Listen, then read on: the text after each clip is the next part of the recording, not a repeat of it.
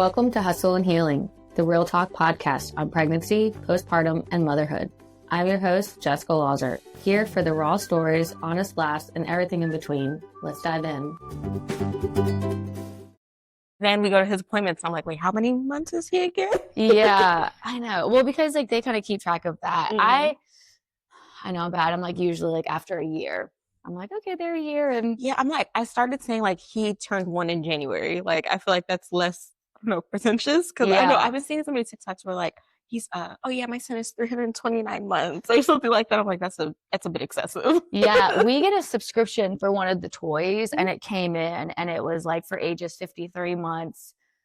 I don't math that well. And I'm thinking like, how many, like I know my son is 4. Mhm. I'm like, this, just say like 3 and up. Yeah, literally 3+. I know what that means. I can't do all the extra stuff, but no, I know I've been looking at my grandmother, bless her heart, she loves buying him toys. But all of her toys are like, they have little pieces and choking hazards. They'd be like 36 months and up. She was like, oh, well, I thought it said, this many months. I'm like, no, girl, I'm going to put this in the closet. But thank you. We appreciate it. We'll take this out in 2 years. Yeah, pretty much. They wanted to buy him a tricycle the other day. I was like, he's, he just turned 1 in January. He's been walking for a while now, but I don't think we're there yet. I don't think so. I feel like it's been so long from when they've had kids. Oh, yeah. Like they kind of lose that sense. They're so far removed. And it's so cute because I'm like retraining her on like things like that. And she's like, oh yeah, we used to do this. I think she told me my dad was like, he used to drink whole milk with like some Crisco. I don't know if it's Crisco or no, the Caro syrup. Uh-huh. You ever seen that? No. It's literally like corn syrup that comes in a container. Okay. And they would put that with like regular milk and that's what they would feed the babies. Oh. I was like, no wonder he's like diabetic now. Like this is all making sense. Everything is adding up. Like she thought it was so like she thinks breastfeeding is so cool because they did not let her breastfeed when she had my father, and she thought it was so cool. I was like, you are so cute. You're so far removed from all of it. Wow. I mean, I can't even imagine like grandparents being able to like older grandparents being able to see like the different generations from when they were raising their kids to like now we're raising our kids. And the things that we know now, she's like, oh, you must do a lot of reading. I was like, yeah, I guess. I talk to people too, but because they didn't talk about a lot of things. Like, yeah, it's crazy thinking about like, or hearing her stories of when she was younger. I'm like, ooh, you were not prepared and you did okay. Good for you. Yeah. You did okay. Yeah, you made it through, Grandma. Awesome. Well, Hailei, thank you for coming on the Hustle and Healing podcast this week. So quick intro. I know you are a mom of a 17-year-old little boy, 17 months. Oof, 17 years.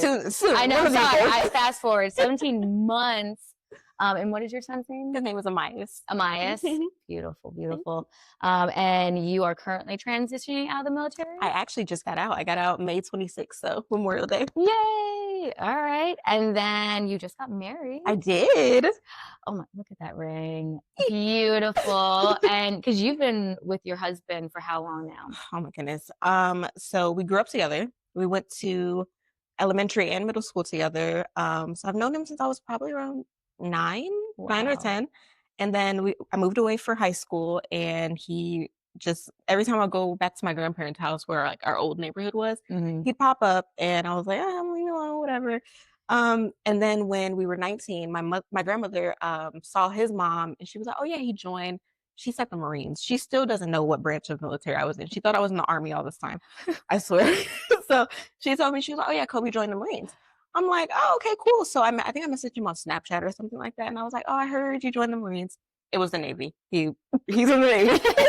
So we started talking then, and he happened to be coming home on leave like the next week or a couple weeks. So we linked back up and went on a little date. And yeah, it's been 19. I'll be 25 on Saturday. So from 19 to 25, that's how long we've been actually together now. Yeah, that's amazing though.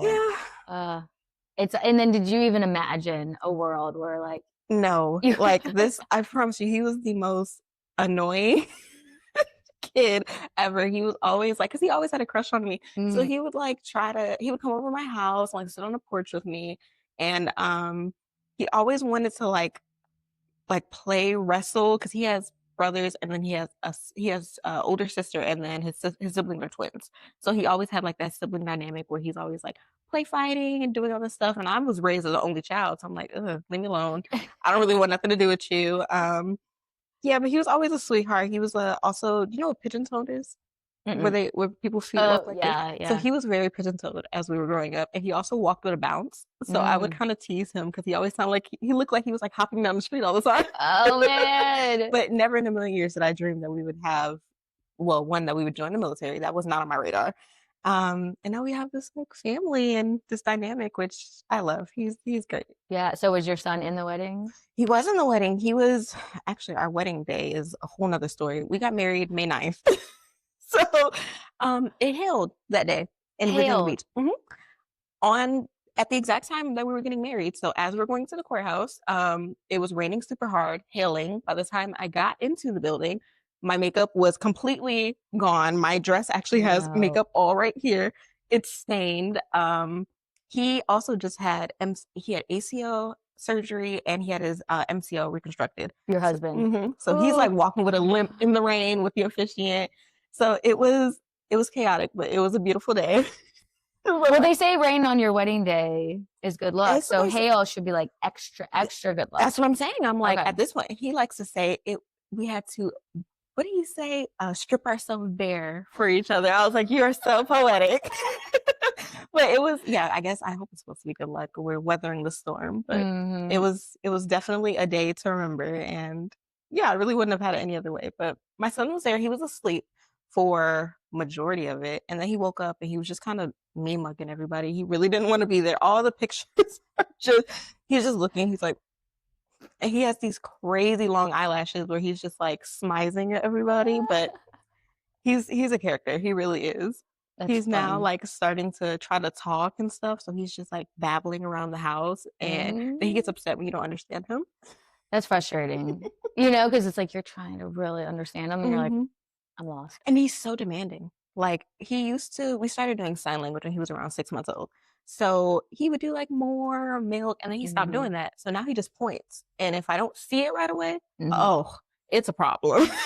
It's like, he's like, what do you mean you don't understand? He falls out and it doesn't last for very long. It's Uh, actually more funny to me because it's like, dude, what are we doing here? yeah. I love like the signs and seeing them do hmm like the more we try to do that, she's just like, They're so demanding. He's so kind of mean sometimes. I feel like I'm like being held hostage sometimes by like this little mini terrorist. yeah, yeah. I have with my 4-year-old, I always say like sometimes I'm kind of negotiating with the terrorists. So wait till they can actually talk. Then you're like, this is a whole new dimension Oh, of I'm gonna be in trouble. I already know. I'm like, who'd you get that attitude from? And then sometimes I have to like check myself. It's probably us. Yeah. I look in the mirror, I'm like, okay, I have It's said very that before. humbling, right? But then I'm also like, I'm the adult, but I'm modeling it for him. So hmm like this year has really been like such a like looking inside to say like, okay, what do I need to change? Because I have this now mini human just watching my every move, hmm everything I'm saying, watching the dynamic between my husband and I. That's it. That's exhausting. Yeah, and it's like you don't realize how much, even with my son being so young, I didn't realize how much he was picking up on. So I've been off of work since January because I was doing a skill bridge program. So Mm-hmm. I've been pretty much home with him a lot of the time. So he sees me a lot. And when my husband had surgery, he was home for 30 days, like resting, recovering. So he had both of us all the Mm-hmm. time. I didn't realize that he understood when my husband puts his uniform on, that means he's leaving the house.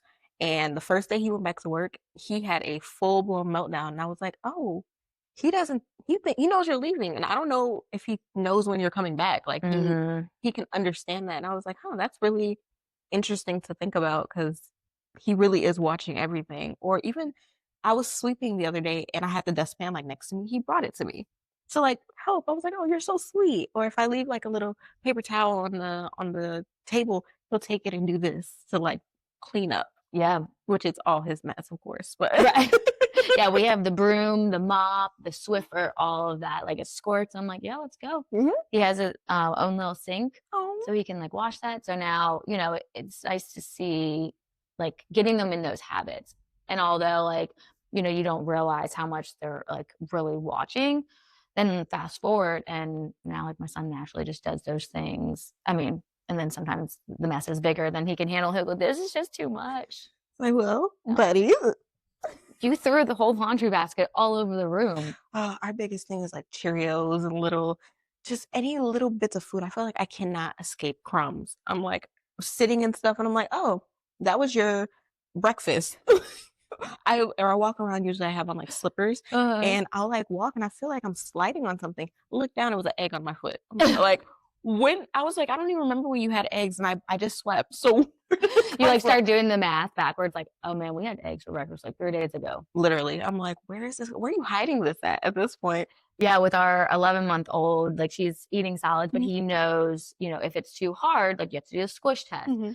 And sometimes I'll just see her chewing and I'm like, what'd you give her? And I'm just like inspecting in her mouth. I'm like, where'd you find this? What is this? And he's just like, over there. I just have to like take a deep breath and try not to have a panic attack, like that something is in her mouth that she shouldn't have. And so I'm like laying on the floor, seeing like what she can see. I'm like, this is exhausting. It's very exhausting. My back is always hurting because I'm just always like on the ground doing stuff, picking up toys from under the couch. Like, yeah, he's gotten better about putting random things in his mouth. He actually learned after he ate a piece of the ferret food. Ooh, that was probably tasty. I could tell by the look on his face. So I walked to the kitchen and walked back, and I saw him chewing something, and I'm like, "What's in your mouth?" And he likes to do this thing where if I like, he knows what I'm asking, or at least understands to a certain extent, and he'll run away from me. So now I have to chase him down, and he's still chewing. So I like fish it out of his mouth, and it's like a little half of a little piece of kibble. And he was like, I was like, yeah, it's not good, is it? Maybe we won't do that again. And he hasn't touched it. He hasn't touched it since. And they usually don't like, they're not messy. Like my ferrets are not really messy animals, but sometimes they'll like drop food and he'll walk right past it now. I said, okay, that's a lesson learned. I wish my son was that way because he will take a handful of dog food and throw it in his mouth. And he's gotten out of it, but again, I think it was like that period of attention seeking for anything. And really that happened, when Josie was born. So like the first 3 months I felt like was fine. And he was kind of figuring out like, is this thing staying or not? And then once he realized she's staying, like he loved her and he was always nice, but I think he realized, and it really set in 3 months. And that's when like all the attention seeking. So we would go to feed Gunner, our dog, and he'd want to help. And then they're so quick. And so eventually I was like, I'm not even fighting it. I was like, his dog food is like decent food. I was like, so have at it. I was like, but we're still eating dinner. But then I had to really sit back and think when he tells me my dinner is good. I'm like, wait, you eat dog food. So is my food really good or is it not? I think at this point it's just survival. They're just eating because they have to. At least I try to tell myself, because there's sometimes I'll cook for my son and he acts like it is the like Michelin star food. And then other times he would just prefer to have like a random pouch from the store. And I'm like, I taste it and it tastes like crap to me. They're not good. Yeah. And I feel like we're just doing our best. Like I try to do, like I told you about my sourdough. I try to do as much as I can from home. And he was like, eating. I breastfed him for a year. He was all organic, everything. And then he started eating stuff off the floor. And I'm like, he also tried to eat wood chips at the park the other day. I'm just doing what I can at this point. Yeah. Doing what I can. I'm like, why am I putting so much work into this when you're just going to eat dog food or wood chips? No, literally. And then I hear the stories from my grandma. I'm like, you know what? I'm doing all right. Yeah, I'm doing okay. At least you're not eating corn syrup for breakfast. We have, levels of care. And it diminishes throughout the week, at least for me. For sure. We do Pizza Friday. Every Friday, Pizza Friday. It's a frozen pizza. I'm fine with it. I'm done. Because the Monday through Thursday grind is like go, go, go. And then I'm looking for like, what are we going to eat? Let's make it. And they need to be under 30-minute meals because I don't have time to be fighting off the two kids. And I was doing a lot of crock pot meals when it's like colder outside, but now it's warmer. I'm like, I don't want to pot roast since 80 degrees outside. Yeah, and then your house is 90 degrees. Yeah, I can't. Don't want to turn the oven on. No. You can only grill so many times before you're like, no, I'm not really into it anymore. And then half the time he doesn't even want to eat the food. So I'm like, yeah, it's going to be something quick and it's going to be something I know that you like. If it's those Just Bare nuggets from Costco, okay, that's fine. Protein. Yeah.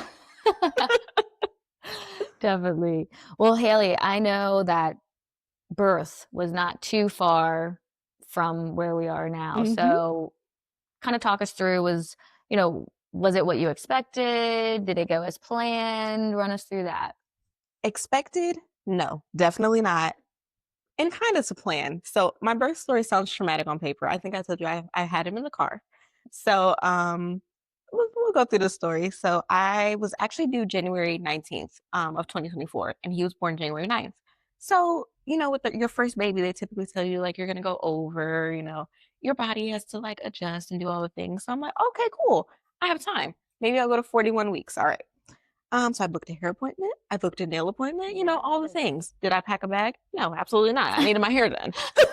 So that was my priority. So the morning of January 8th, the night, I remember my husband and we were watching movies on Tubi.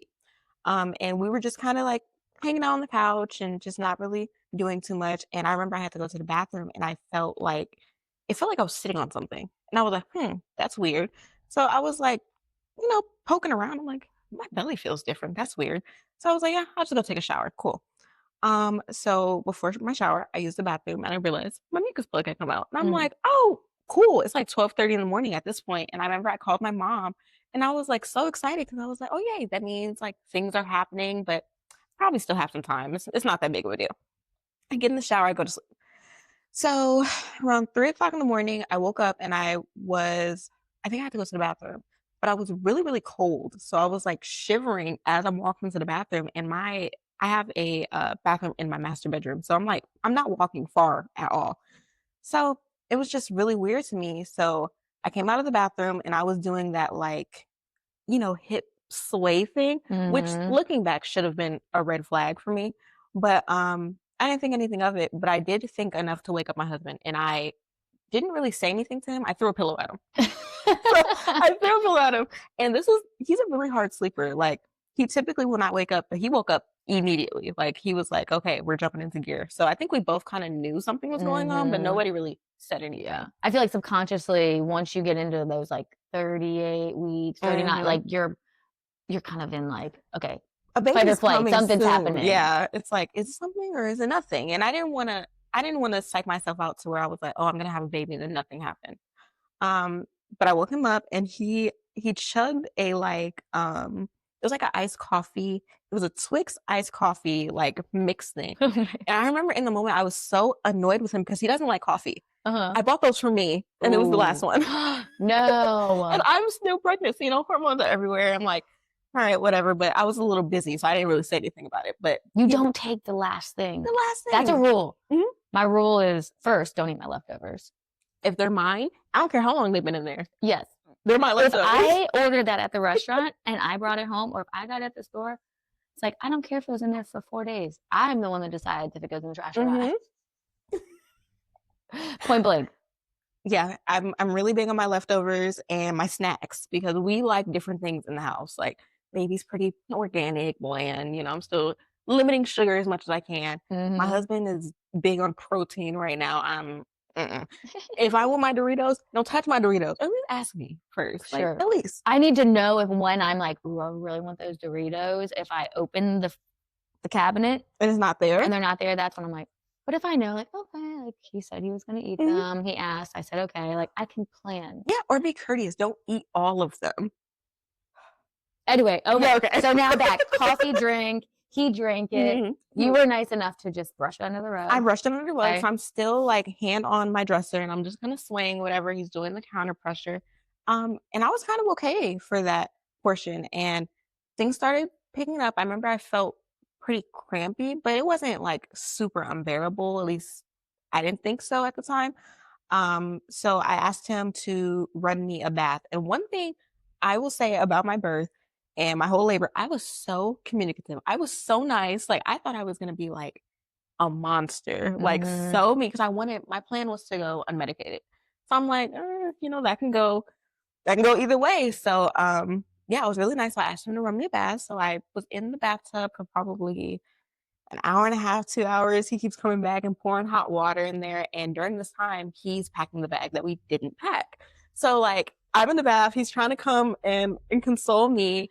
And he's packing the bag, and then we decide. I had a doula who was absolutely lovely. Her name was Leslie. And we called her and she was like, oh, you're probably in early labor. It was like 5 o'clock in the morning. She said, call me back at 6:30. So you had gone through the whole night, and so not until like that back time So was when you were like, let's call. when he drank the coffee, it was 3:30 in the morning. Okay. So I want to say I got in the bathtub probably around like 4:45 or so. And then up until that time, we were just kind of walking in the halls. I think he brought my yoga ball up and we're just trying to like manage my pain a little bit. But when I got in the bath, that's when I was like, okay, let's call Leslie. Let's see what's going on, see what she thinks. Yeah. So we did that. She said, call her back. I'm like, okay, cool. So I remember I went into my spare room, which was actually, it was the nursery. It's not the nursery anymore because he never used it. So we turned it back into the spare room. And he sleeps in a toddler bed in our room. So originally it was the nursery. So I was like, okay, maybe if I go in here, it'll like calm me down, make me feel better, make me feel connected, I guess. So I laid in bed for about 3 hours. And this is when the last 2 hours before we left the house was when I felt like I was really, really in pain. And I remember calling my husband up and he laid down next to me and I was just like, I was laying on my side, but I was using his leg to like push on. So you know how some women, they'll squeeze the hand? Yeah. I was using my leg to push his leg every time I had a contraction. Okay. Which was really weird. And I'm happy his ACL wasn't torn at the time because I probably would have. But we did that. So around this time, it's probably 8 o'clock in the morning, 8:30 maybe. Okay. And I'm still fully naked for my bath. So like I went into the room to try to like dry off, get myself together. Couldn't do it. I was hot. I was cold. I had all these things going on in my body. So at that point, I decided, this is too much. I actually told him, I was like, when we get to the hospital, I want all the drugs. Like I'm not doing this anymore. So now it's time to get dressed. I think I have a mental illness of some sort because getting dressed for most women in labor will probably mean like just putting something on to be presentable. I did my hair. I put on earrings. I put on a necklace. I put on a new like 2-piece set that I got from Shein. I was doing it big. So I did that. And during me getting dressed, because I'm, obviously this is happening. That's what happened. But at the time I'm moving much slower. Like I'm in labor, I'm in pain and I'm having contractions. So I'm like doing hair and then I'll stop. And at some point I remember I was in front of my vanity in my bathroom and I like squatted down and I was like moving my hips like this. And I guess that freaked my husband out. So he was like, let me look down and see what's going on. So he looked down and he was like, oh, you just lost some more of your mucus plug. I'm like, okay, cool. That was not what happened. Actually, there was a head. He saw a head. Oh, he didn't want to tell me because he thought it would freak me out. But by the way he was acting, I knew that something was going on because he was like, we gotta go, we gotta go, we gotta go. So we get down the stairs because we have 2 stories. So we get downstairs and he's putting the luggage in the car because we decided to just take one big luggage with all of our stuff in it. That sounds sensible. Yeah, I didn't think about that. I was like, here's the baby's bag, here's my bag, here's his bag. Like one bag sounds great. It was so much easier, which we didn't use half the stuff because I ended up packing like a lot of stuff that I wanted to use, like my speaker and like little light up candles for the room. Ambiance. Didn't even get to use it. So. I mean, I'm just impressed that you like ran through the whole like earrings, hair, everything. You were stepping out. I have pictures of this too. Like I was pretty cute. Like I believe it. I believe it. I was like really trying to look like somebody. I was like, oh, my son can't meet me looking crazy. Like they can't even see the first couple weeks. Who cares? But whatever. So we get everything packed. We get downstairs, and I remember getting this really, really big contraction to where I was by my laundry room and he was outside, and I didn't fall on the floor, but I was on the floor and I couldn't get up. And I remember he came up to me. He's gonna hate me for saying this, but he was like, "We gotta go, babe. It's okay. You're okay." He was crying. I was like, "Oh, okay." I'm freaking him out. And this is how I know I was really nice because I told him, I was like, "I'm okay. I'm not okay, but I'm okay. And I don't want you to cry." I'm in active labor. I'm so nice. I'm like so for nice. a second, you're like supporting him. You're like, wait, who's having the baby? Literally. So, but this whole time, he still knows what he saw. He knows what he saw, and he didn't tell me. And so you're just like, and I'm like avoiding that area like the plague. Like I didn't feel like, were you feeling a lot of pressure? Not more than I thought. Like, I assumed in my infinite wisdom, first time mom, first time doing this, I was like, oh, I'm probably in early labor, baby's dropping. And I knew from the day before that his head was super, super low. And my son was head down majority of my pregnancy. So I'm like, okay, I'm probably getting into position, nothing crazy. No, but he knew what he saw. Yeah. So knowing that, knowing everything, he got me into the car, and we live in Virginia Beach. I delivered at Portsmouth Hospital. It was a Tuesday morning, rush hour. People are getting to work, and it was raining. You know how Virginia drivers are in the rain. Yeah. So it usually would probably take us about 15 minutes to get to the hospital, but it ended up taking like 25 to get to the line. And then we called my doula back, and while we're in the car, and she was like, oh, the first thing she said, she was like, oh, she sounds different. I'm like, what do you mean I sound different? What do I sound like? So she was like, let me just listen to her. So I'm like, going through my breathing. I got my birth comb. My birth comb, that was my girl. I pretty sure I have marks engraved in my hand how tight I was holding this comb. So I love hearing what worked and didn't work for different people, because I had one mom early on episodes, and she was like, I chucked that thing. She was like, I chucked that comb. And I remember like that didn't work for me either. I was like, screw this stupid comb. Like, what is this? And I think I didn't do enough research too on like how to properly use it, what to do. And so I was like, stupid comb. I'm like, just put pressure, just do this. The counter pressure. Oh my God. Night and day. Literally, I would take counter pressure over any type of massage any day. That was like the immediate relief. And like, we went to all the classes. So my husband, he was like in there. He was like getting all of the squeezing my hips. He had like the one where you put it on like the sacral bone back here or whatever it is. It was, night and day. My yoga ball, I did chuck that thing. That was not, the hip motions were not doing it for me. Walking did help for me. I know a lot of women say that they wanted to like not move, and moving hurt. Walking did wonders for me. The bath, oh my gosh, that bath. And I don't have like a big soaking tub. And even now, like with my postpartum body, I don't feel like I can take as good of a bath as I did when I was in labor, huge, taking a bath. It's a different relaxation. It definitely helped. I think I had my like birth mantras going on in the background, which I wasn't really listening to it, but it did help like take my mind off of things. While you were in the car? No, while I was in the car, we had my doula on the phone. Okay. So she was like, broadcasted through the speakers, but while I was in the bath, I had it playing through Alexa, which helped. But yeah. So now you're waiting in line, comb, just. Yeah. So we called my doula, and we get to Portsmouth. So my doula is civilian, and we were going to a military hospital. So she needed us to escort her on base. So she was like, okay, I'm in traffic too. If you guys want to wait for me, you can wait at the Starbucks right in front of the base. So we're like, okay. So I want to say we waited there maybe 10 minutes, and the line was super long. People were trying to get on base. So we're waiting there, and I told my husband, I was like, I can't anymore. So we told her we're going to give the guard in the, like when they check her ID, her name, and then hopefully they'll just let her come in. So we ended up finding this nice guy who was in a pickup truck. It was a white pickup truck. I will never forget. And my husband wrote on the window, was like, she's in labor. Can we cut in front of you? And he was like, go ahead. So we ended up getting in line.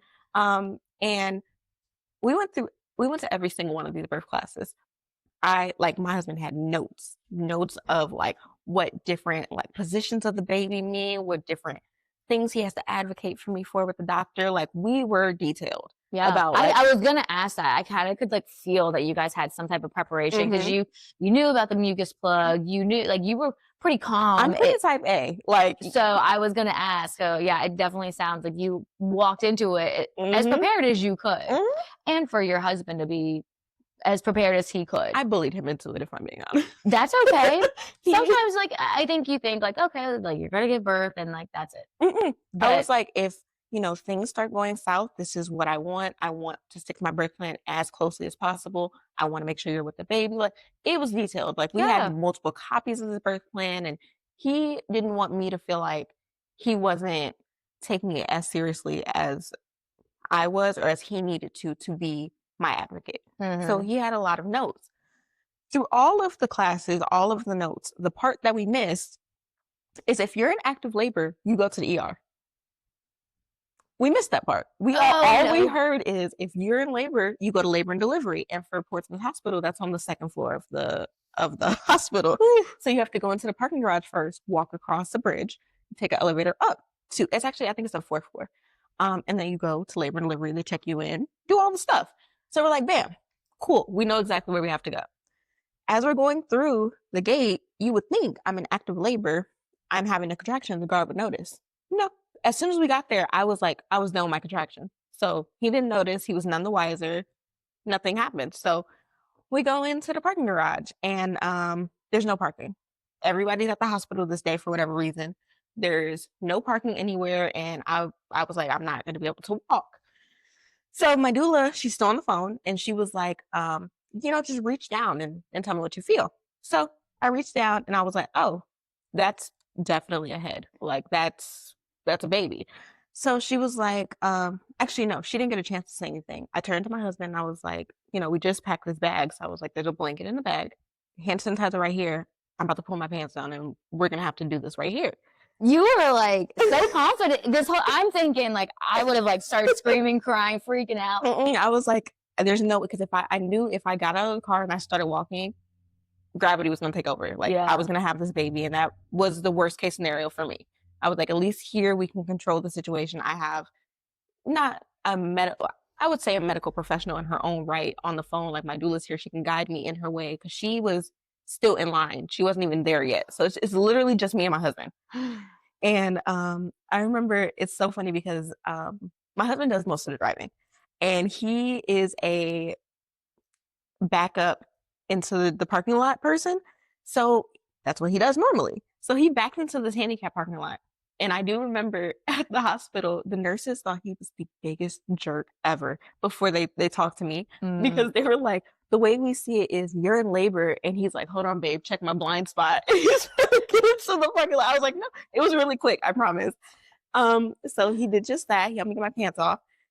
Again, my mental illness creeped in. I have this baby about to come out of me. And I was like, wait, set up my phone. I want you to record. So he set up the phone and I have, I think 3 separate videos. One, the phone falls like immediately because we're trying to put it in like the door. And then I have like an 8-second video of where I do push and you can see like him coming out, but then it cuts off. So we didn't get the whole birth, but I got a piece of it. Yeah, I got little snippets.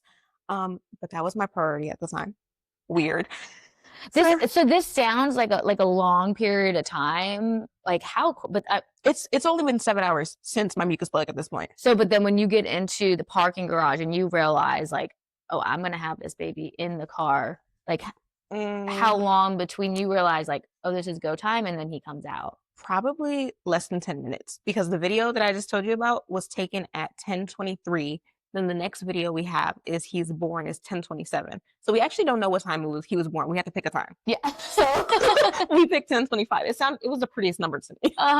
So we picked that. But long story short, I ended up pushing. I pushed, I want to say once, maybe 1.5. Because the whole time we're driving, I'm like, that's what my doula told me to do. She said blow out candles.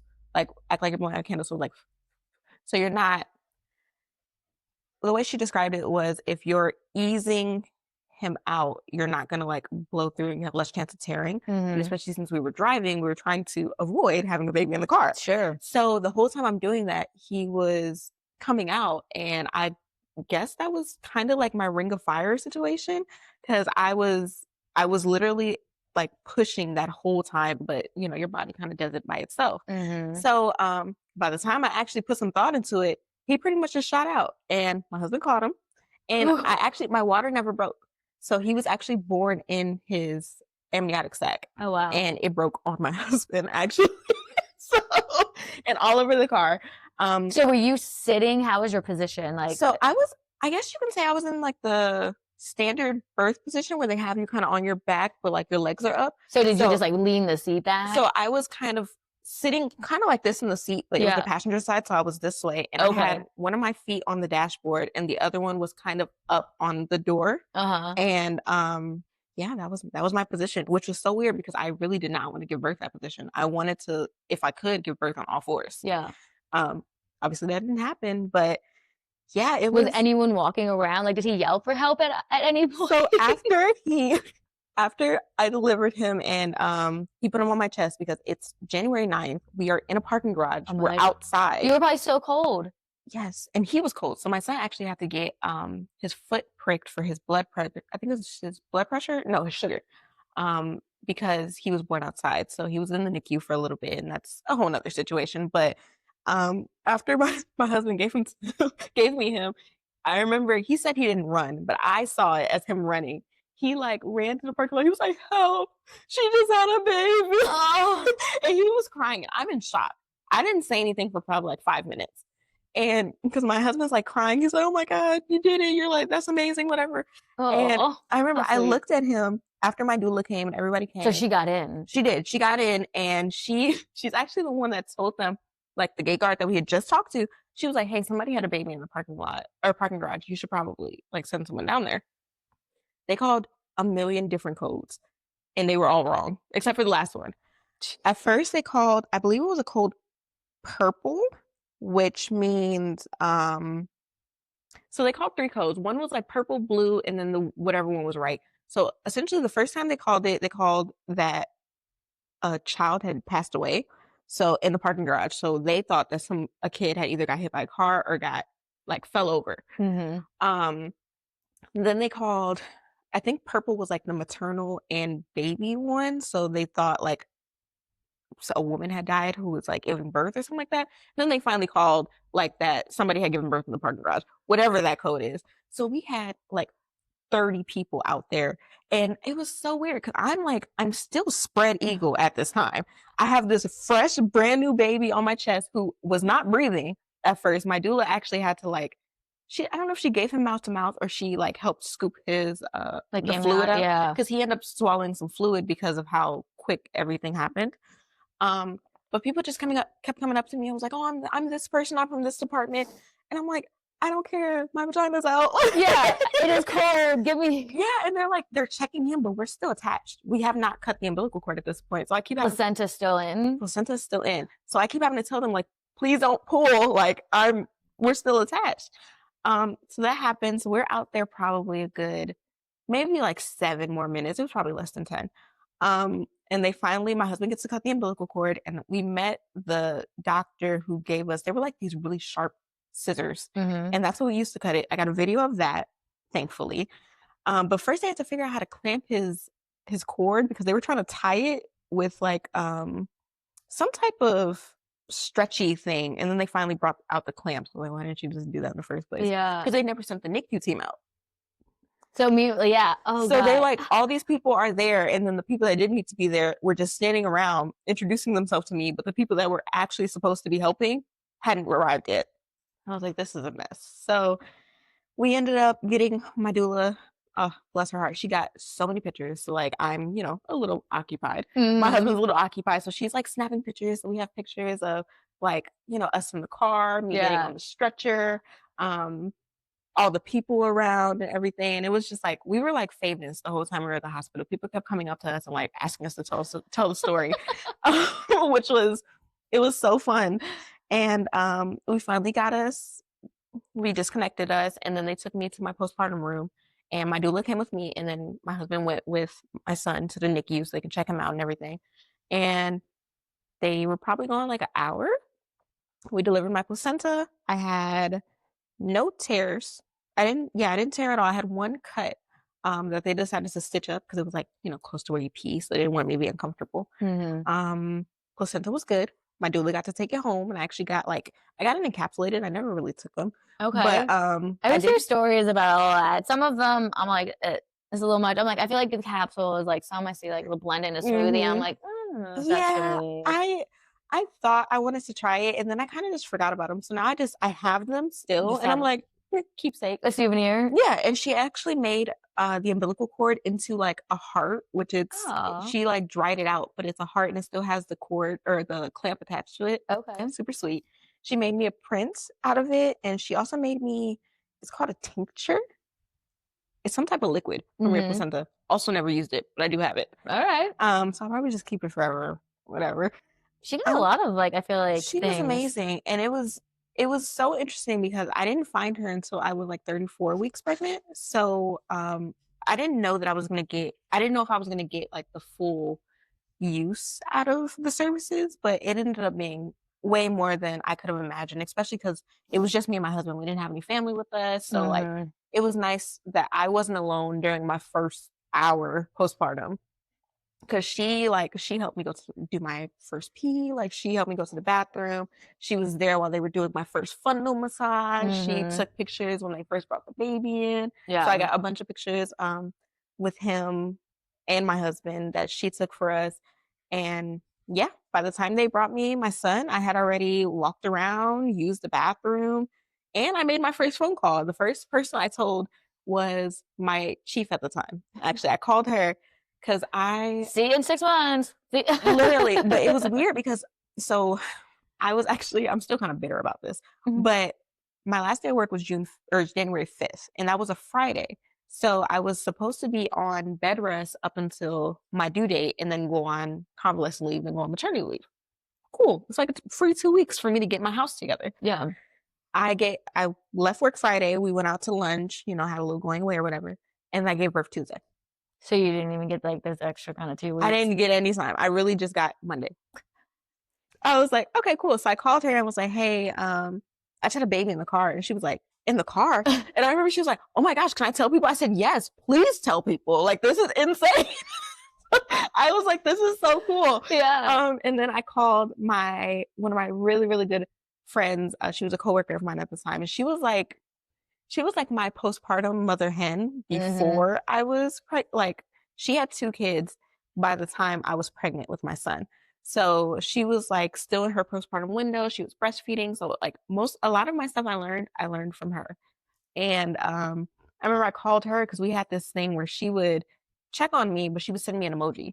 So we had a specific emoji that she would send me, and I would either say like yay or nay. And Mhm. if baby was here, I would send her like the hatching chick emoji. So I sent her the hatching chick emoji, and then I sent her pictures of him. Uh-huh. And I told her what happened. And then they brought me him, and it was beautiful. He was nothing like I imagined. Like my son is so cute, but he looks way more like me than I ever thought he would.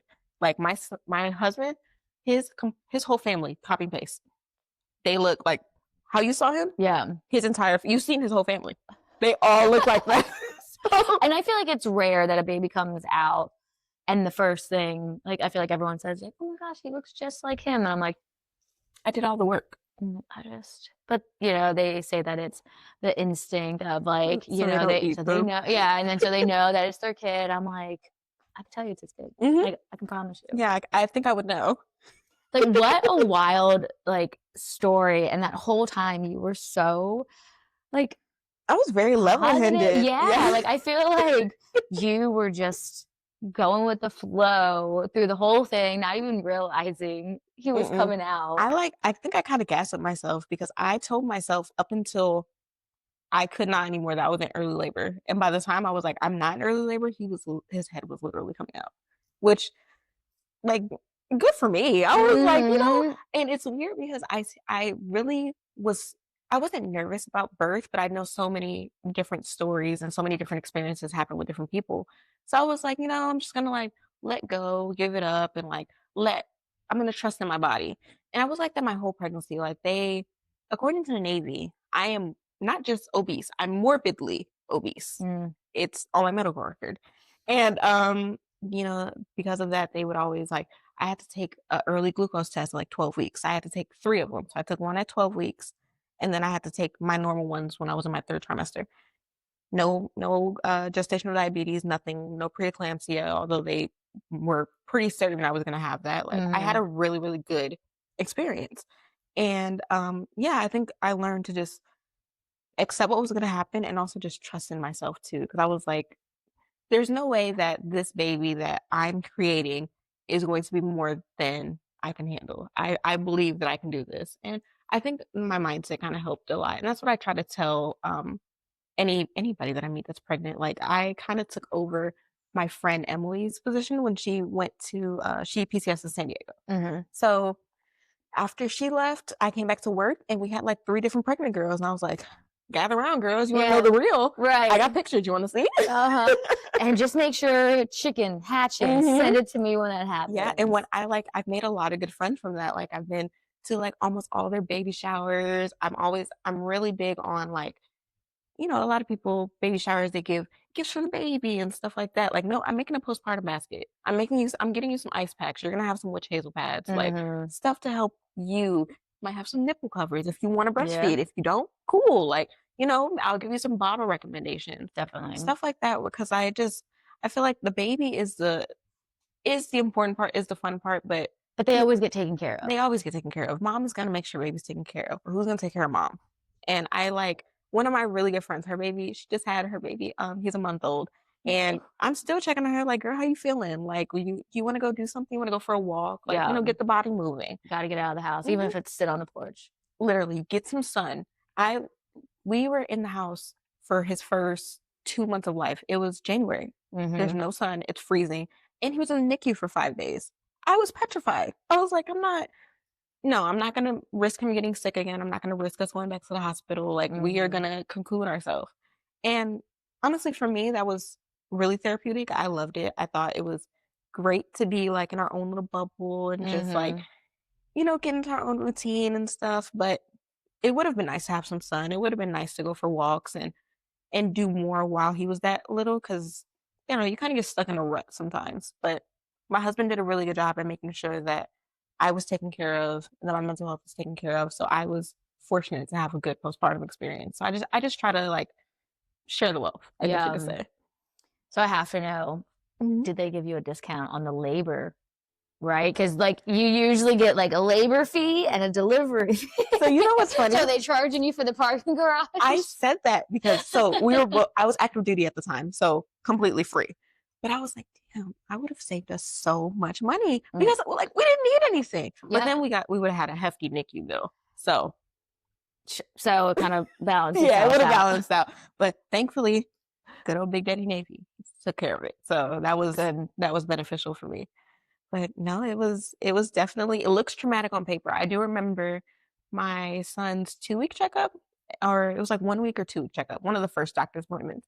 The doctor came in and was like, so I see that you had quite the birth. Are you okay? And I'm like, yeah, I feel like $1 million. Like, I'm feeling great. Like, you want to hear about it? Yeah.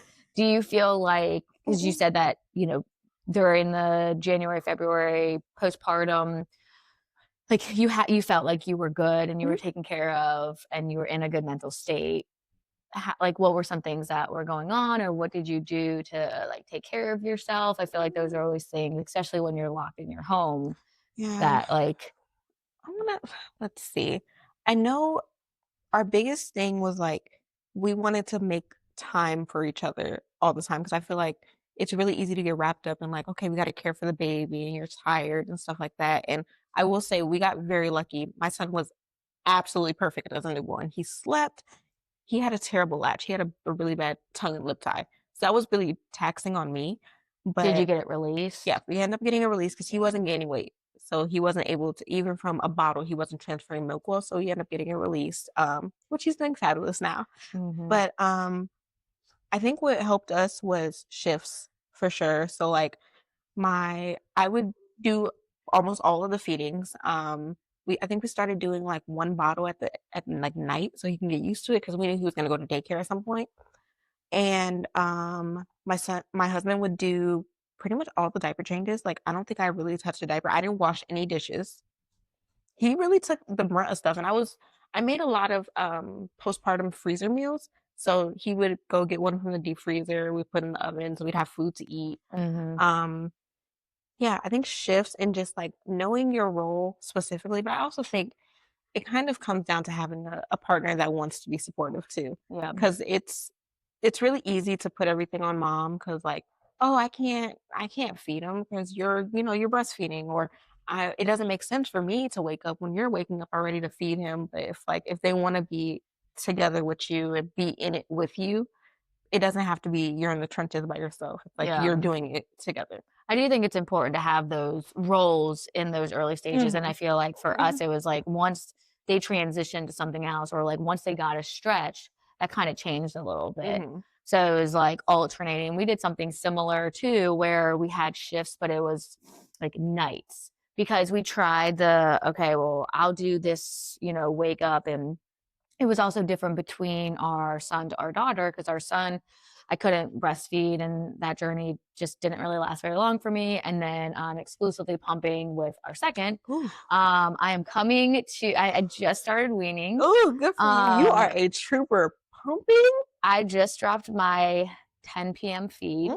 She has not needed that for like, she's been sleeping through the night since like 4, 5 months. I mean, like we got really lucky with good sleepers, both of my kids. But then it was okay, well, I'll just get through this day. I'll just get through this week. Okay, and that turned to a month. And then all of a sudden we're 11 months deep. And I was like, so let's What's I'm next?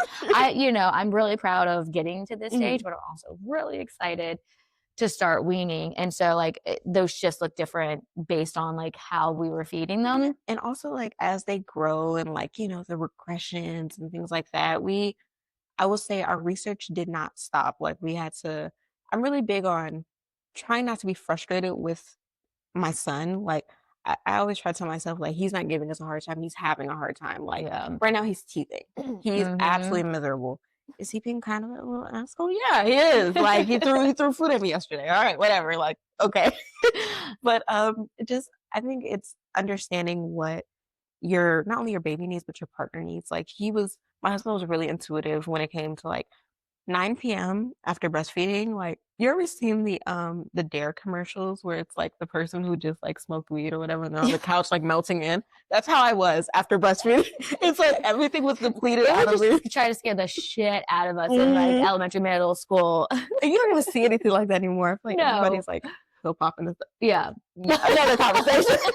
But that's literally how I was after breastfeeding. It was like I was completely like depleted and just like anything. He would like fill up my water for me or like make sure I'd eaten. Yes, because I would forget to eat. I still forget to eat. I haven't eaten anything today, actually. I know, I do it too, but then all of a sudden at night I feel like I'm like, wow, give me everything. It's terrible. I'm like, yeah, it was rough to get into a schedule just like what worked for both of us, because especially when he's so little, I was like, I didn't want him to sleep anywhere but his bassinet. But my husband wanted him to like sleep on his chest. I'm like, okay, maybe you don't have the same instincts I do to wake up. Like I know you're naturally a hard sleeper. How is that going to transition in like a week? So different things like that where I was like, I kind of had to release some of my anxieties about it and just kind of let him do his thing. And it kind of ended up working out for us. So he would take him at night. If he needed to like bounce him and take him to the other room, he would so I could sleep. He always made sure that he was at least and changed and ready to feed before he left for work in the morning when I was still on leave. And yeah, he was honestly great. I should probably tell him that. I don't think I told him how great he was in a while. Well, now the whole world will hear. I know. Right? And when you guys listen to this episode, he can hear. And yeah, I think too, like being able to tell our partners like who do step up, because there's a lot that don't. No, there's so many that don't. And being able to see that, again, figuring out I think talking about the plan before you're in it is really important too, where you can say, hey, like, let's try this out. Or again, you said resources and trying to look at your resources, not just planning for your birth, but like resources for after. And, breastfeeding is so hard. Learning it's a full-time job. I always recommend if your insurance too will cover lactation consultant, just go, because I wish I would have had that opportunity with my son, because I wonder like how that would have turned out for us. Because we saw a lactation consultant and like the first day, it's almost like they trick you. They latch and they're like, this is beautiful. And I'm like, there's nothing wrong. This is great. And then,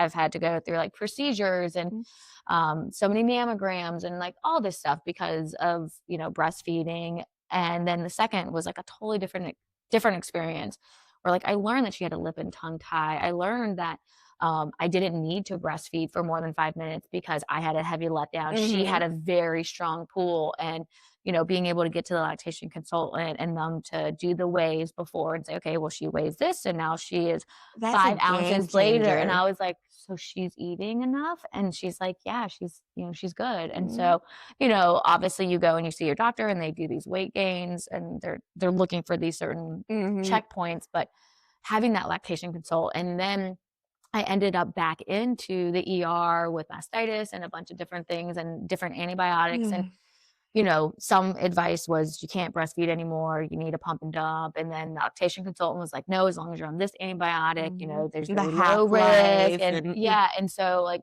it was really good to have like an expert in lactation. yes, Like they lactation. had, Did you go to Tidewater lactation?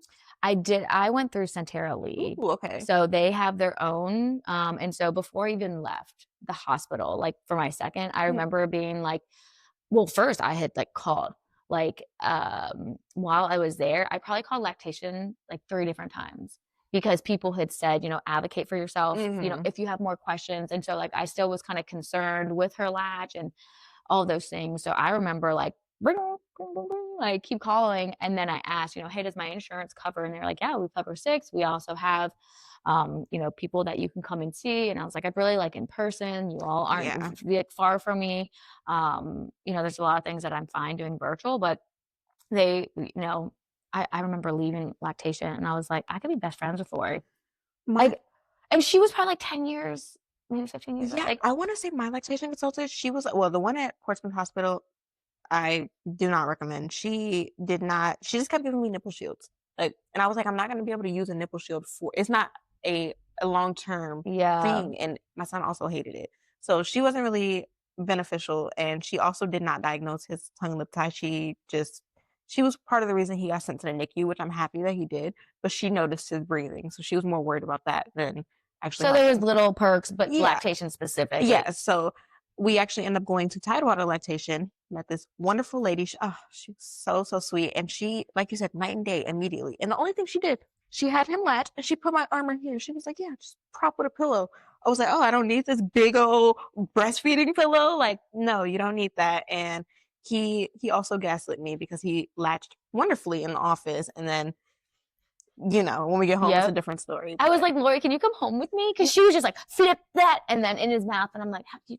But right, she has 2 hands. I'm over here trying to like flip it in there, and this does all poking us like just lift it up a little bit. I'm like, yep.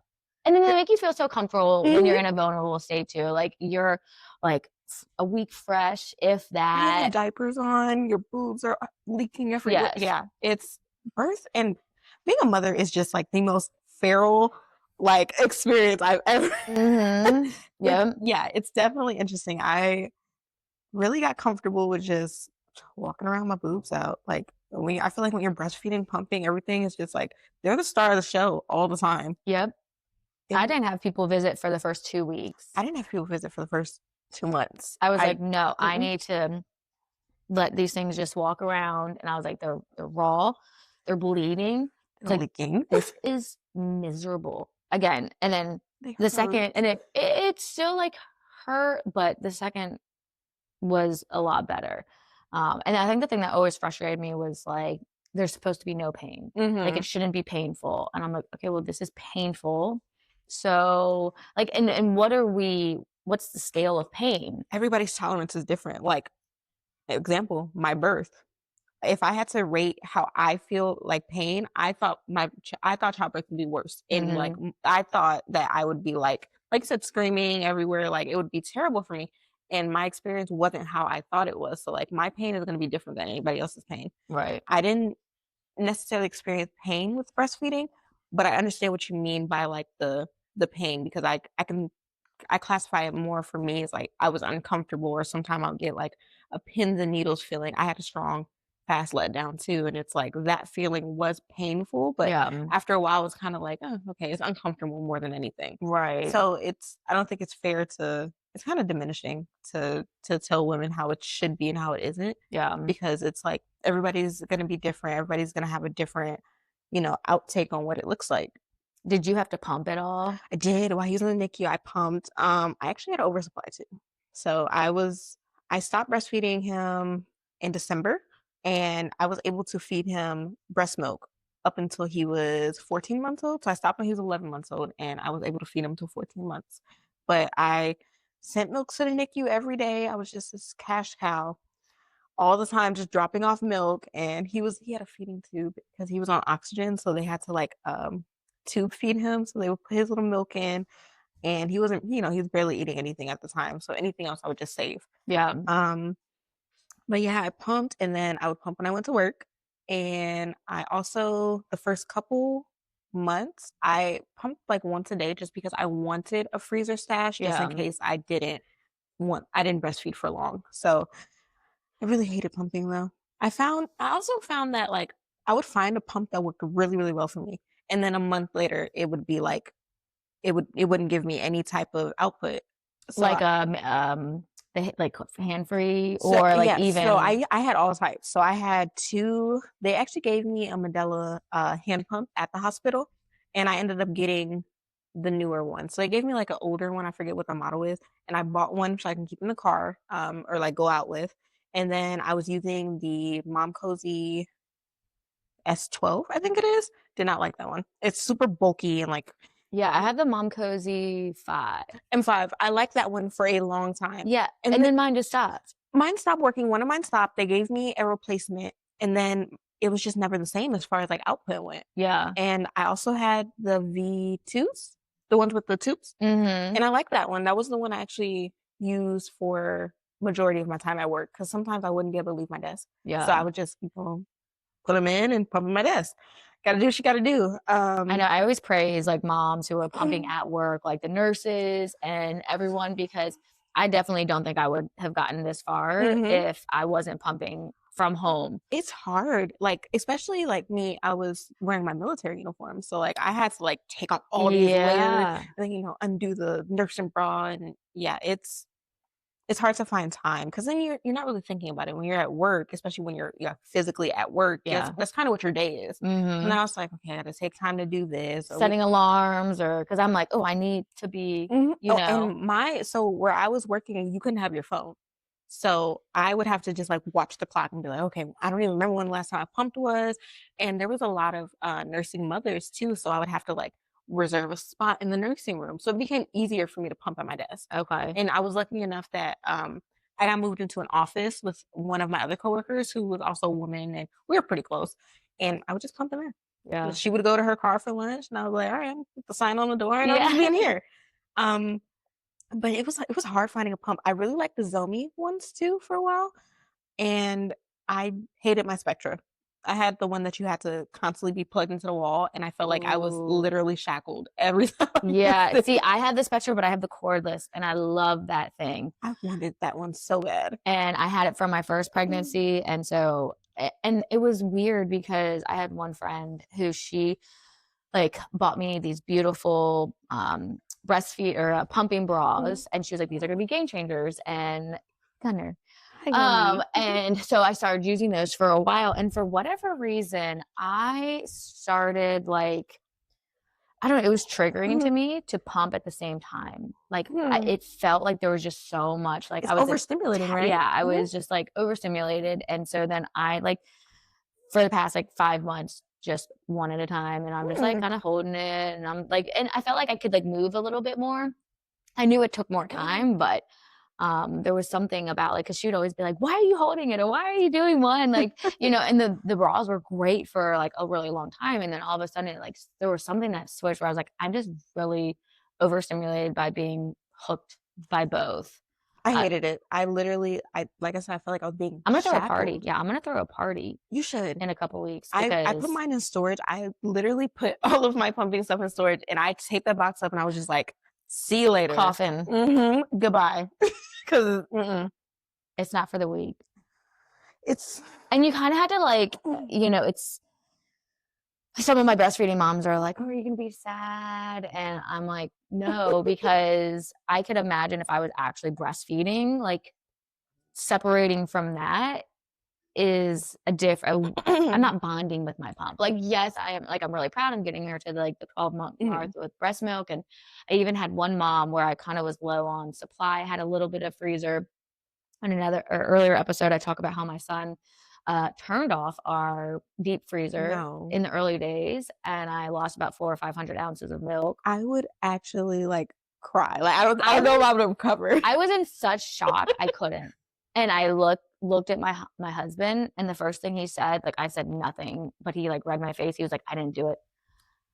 And I was like, I assumed it was the small child here. You know, there was a light and there was just something that he could turn, and we didn't even think about it. Now we have duct tape all over. So You know, you should get they're like wireless thermometers. yes, to tell you if it's off. Yes. So That was a game changer for me because my power went out and I was in Chicago and I got the notification on my phone. So I had one of my actually one of my husband's friends.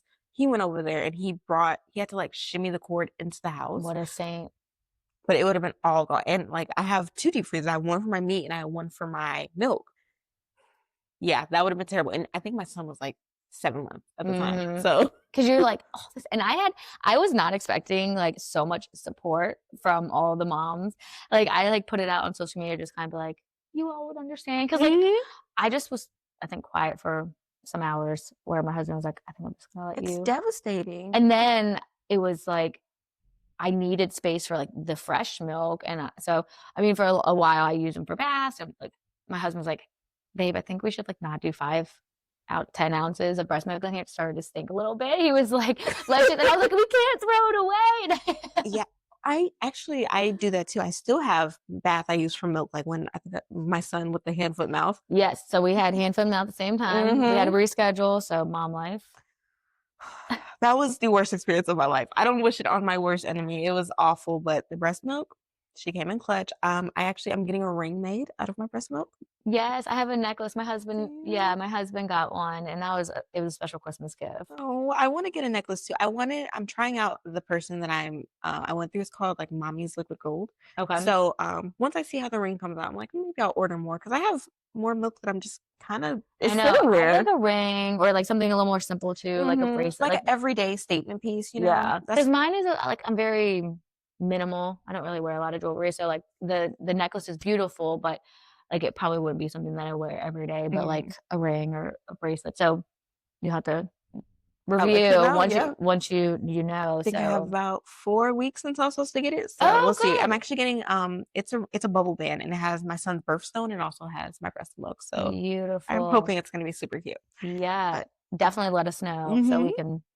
Because I feel like there's so many websites, and I'm like, oh, I don't know. There's like so many. Pictures are pretty, but like until you actually get the real deal, you're not gonna know. And that's kind of why I'm weary about like because I'm still in a bunch of breastfeeding groups, so like they're always promoting, and I'm like definitely want to support small businesses, but I don't know, I'll be weary sometimes. So we'll see. I definitely will let everyone know how it goes because I'm really excited for it. I'm trying to put together my like everyday jewelry pieces because I just want to feel more put together. I think as a mom too, you kind of forget to do a lot. Yeah, definitely. Well, Hailei, I appreciate you coming and sharing your just wild birth story, and you made it so positive and such a, I think giving a mom comfort that in any situation, like you just have to go with it. You had no other choice but to just roll with it, do the research. And so I really appreciate you coming on, sharing your story. So, I mean, keep hustling, keep healing. And so until next time, cheers, Hailei. Cheers. Come hang out with me on Instagram at Hustle and Healing Podcast for more real talk, laughs, and support. You can also catch the podcast on Apple Podcasts, Spotify, and YouTube. So be sure to subscribe, follow, and leave a review if you're loving what you hear. And do me a favor, share this episode with a fellow mom who needs to hear it. Keep hustling, keep healing, and don't forget to reheat that coffee. Again, see you next time.